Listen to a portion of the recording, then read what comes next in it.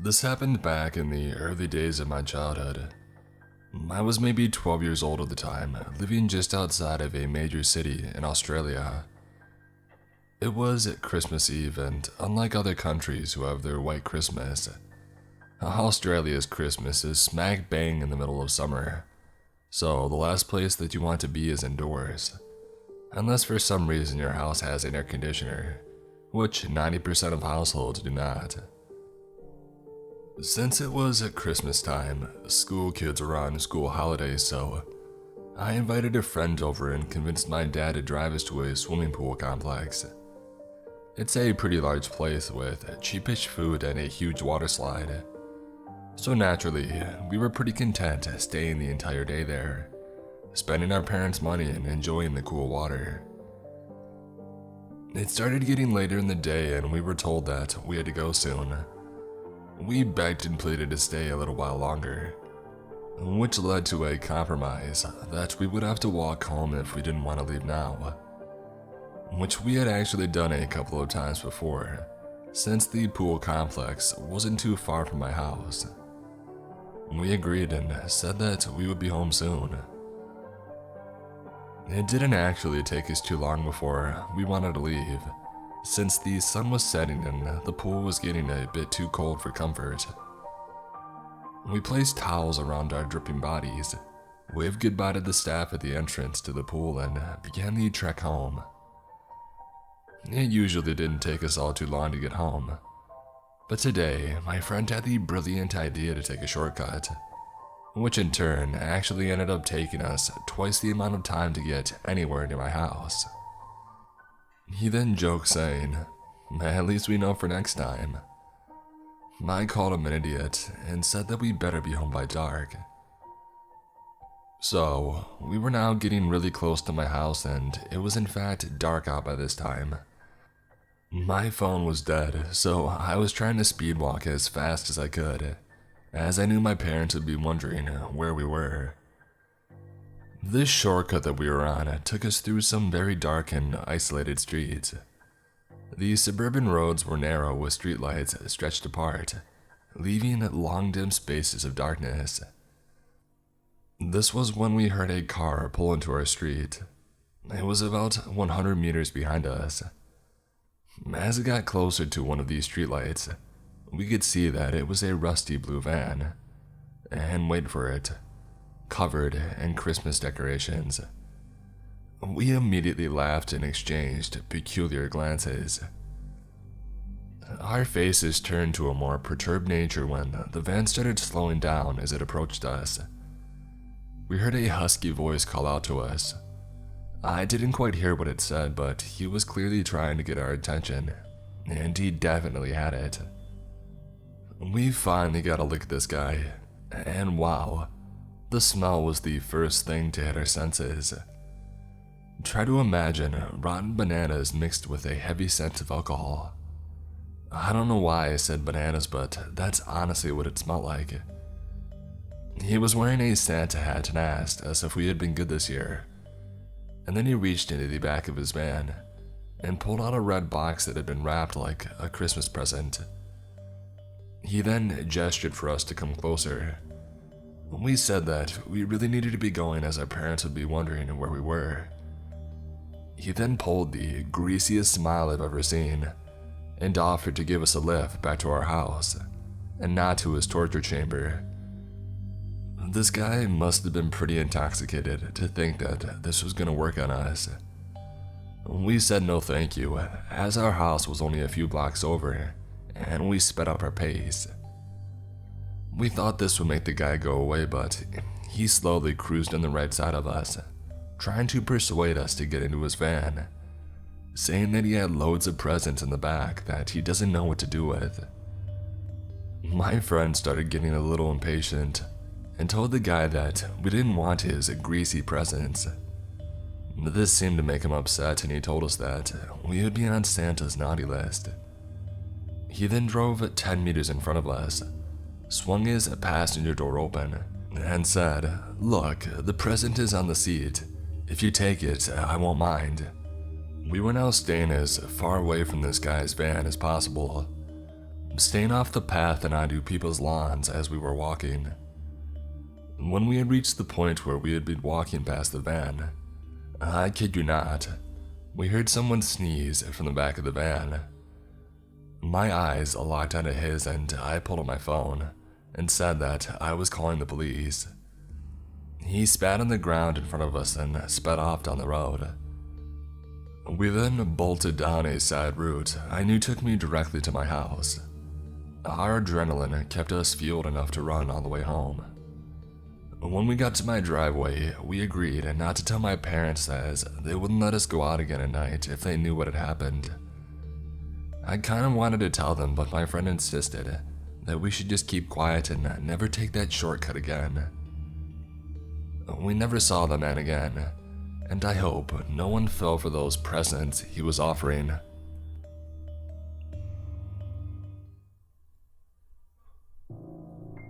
I was just home for Christmas and was reminded by my father of a story that he had told me once before. My father had moved to Manhattan from Peru in 1970. One night during this time period, he was out at a bar with his friend Carlos, also from Peru. Sometime during the night, they were approached by a well-spoken, friendly, nice-dressed American man. He offered to buy them a few rounds and they spent a few hours drinking and talking. After a while, the man invited them back to his apartment, somewhere on the Upper East Side, to keep drinking and hanging out.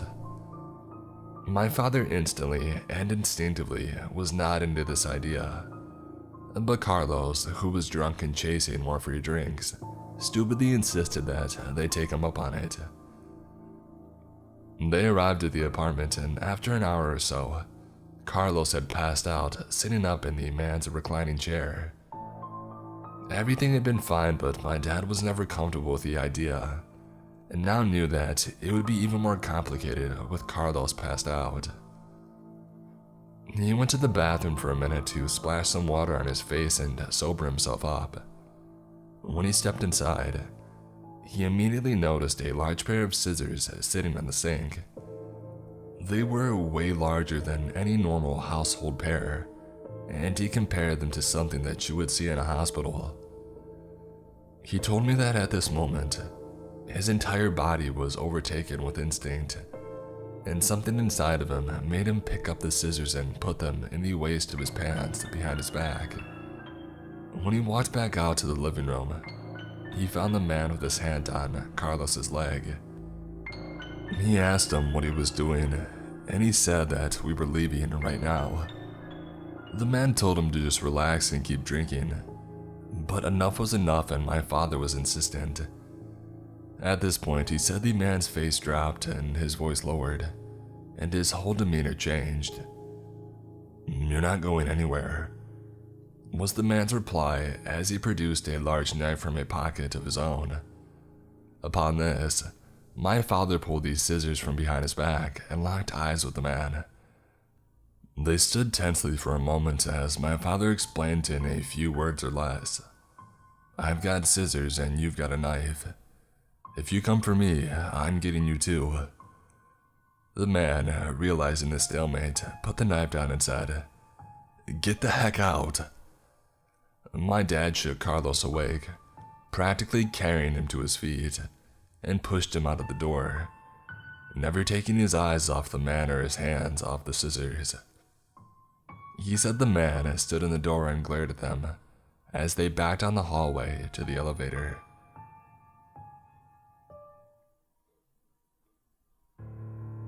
I work at a beauty store, and today, an older man with a white beard came in. I greeted him and asked him if there was anything that I could help him with. He stuck his hand out and said, "Hi, I'm Santa Claus." I go to shake his hand and I laugh uncomfortably. As I try to pull my hand away, he stops shaking my hand and just holds it, and proceeds to tell me about how he's popular in the next town over as a Santa Claus, and how their local beauty store knows him very well. He held my hand for a solid 2 minutes as he told me about his stories of being Saint Nick. He finally let me go after I tried pulling away several times, and then finally asked me where the colored hairspray was so that he could make his beard appear whiter.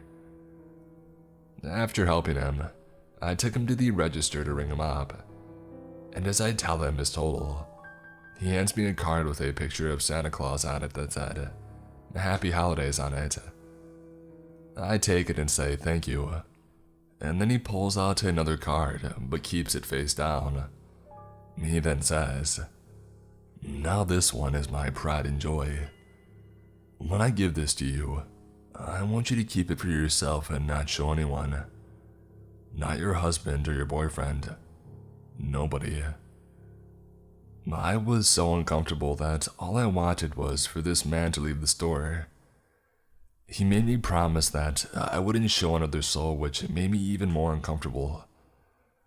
I nervously take the card in hopes that he would leave sooner. I quickly turn the card over and glance at it.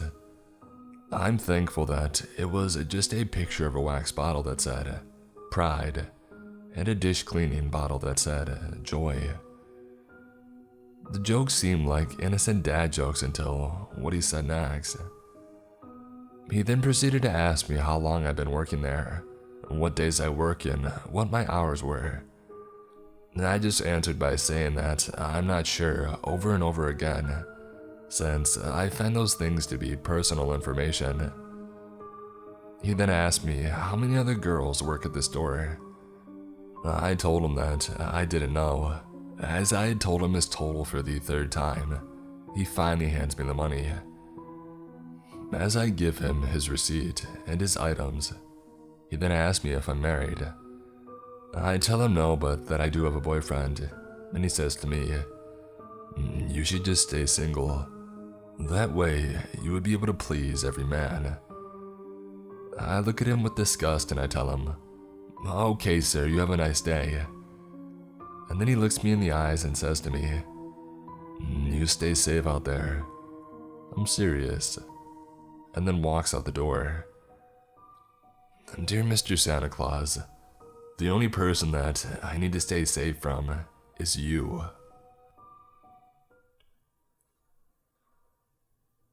This happened to my very close family friends on Christmas Day a few years ago. I used to babysit for this family starting at around age 12, and I later housed and dog sat for them months at a time all throughout my 20s. This story is particularly creepy for me because I have spent a ton of time alone at their house.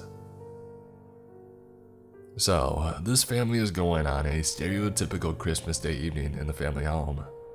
It's winter and so it's dark very early. It's a drizzly, wet, foggy night outside. It's a large family and all the kids are all grown, in their 20s and 30s, most with jobs out of state. But everyone has come home to be together for the holidays. Siblings are busy playing with their Christmas loot. TVs are all on. Christmas music is playing. Food is being cooked and eaten. And there's a lot of laughing and talking. This goes on for many hours.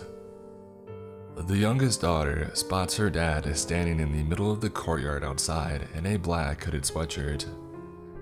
The hood is over his head, so just his mouth and chin are visible, and he's just looking in at the house. She casually calls over to her mom, who's in the kitchen, to go check on Dad because it seems like he needs help with something in the yard. Except Mom says that Dad is in the bedroom taking a nap. Mom and the sister quickly come to the realization that there is a creepy total stranger in a black hoodie, just staring in at them, not moving, on Christmas Day evening. As you can imagine, the family collectively poops enough bricks to build another chimney for Santa. They proceed to alert everyone in the house, run around checking the locks on the many sliding glass doors and windows, and they wake up Dad. In the meantime, Black Hoodie Creep can see everyone's movements because the house is pretty much completely glass window walls. This guy continues to just stand there in an intentionally creepy, Jason-like pose and not moving. Except now he has a sinister smile on his face. It's obvious that he is enjoying being caught. At first, if the family thinks that it might be a practical joke, the family members start to call out things to intimidate him like, "If this is a joke, it's not funny. We already called the cops. We have a gun." But the guy just keeps standing there, smiling and not moving for a long time. And then suddenly, he rushes up to the glass and starts pounding on it, not saying a word, his face is still obscured by the hood. Obviously, he is intentionally trying to scare everyone, if not to break into the house, and now the family really does call the cops. After pounding on the glass for a good while, he runs and hops the fence near the home's trash cans and heads to the neighbors' yards. The neighbors are also good friends, so the family calls them to let them know what is happening, but they never see the black hoodie man. The cops arrive within minutes, take these statements, check all the neighboring houses, but they never find this guy. Not long after, the family had their courtyard area completely remodeled, including a new security and light system. The scariest bit of the story for me is that they had no idea how long this guy was just standing there, watching them enjoy their Christmas. Some bonus details as well. The home where this took place is in a quiet, upper-class neighborhood. It's a square home with an interior square courtyard situated on the edge of a steep hill, with a busy 6-lane road below. It can be very difficult to climb this hill and scale the back wall to access the back porch area, and even harder to escape down without falling into the traffic below. It would also be hard to exit the neighborhood, unless climbing through people's yards, without being spotted by the cops. The home is angled in such a way that the wind blows right through it, causing creaks and drafty sounds on even mildly windy days. A rustle or a crunch sound would most likely be ignored. The home's layout is similar to many traditional Japanese homes, with sliding doors attached to each section of the house, leading to the square middle courtyard. Except rather than wooden panels or screens, this home is all sliding glass window hallways. If someone is in the central courtyard at night, it is very easy to see into all areas of the house without being seen due to the reflection of the lights inside. However, the courtyard does not have some dull footway lighting. The home is beautiful, but they have some creepy art, including stone statues of children playing in the courtyard, and a collection of cringe clown art that was so popular in the 80s. Also, their senior dog used to growl intently at empty hallways in the middle of the night. It probably was just blind or deaf, but it's still freaky. I was often unnerved while house sitting for them, even before this happened. The home has a floor-to-roof iron front gate, impossible to climb over, and a wooden gate, which is possible to climb, leading to the trash can and storage adjacent to the neighbor's wooden fence. These are the only access points to the central courtyard. My conclusion to all of this: A. This guy was a crazy ex or old high school friend playing a prank on one of the now adult kids. But years had passed and it was never revealed, so this seems unlikely. B. This guy had some mental problems and/or was possibly a peeping Tom type of pervert and was just having an episode. C. This was a Home Alone type situation, where some guy was squatting in nice homes, counting on the fact that people won't be home for the holidays, and he possibly decided to have some fun with his family once he was spotted. I seriously doubt this single guy was planning to actually take on a family of 6+ adults. I haven't stayed alone in the house since, as the dog that I used to watch passed away some time ago. I would love to hear your thoughts or reactions to all of this.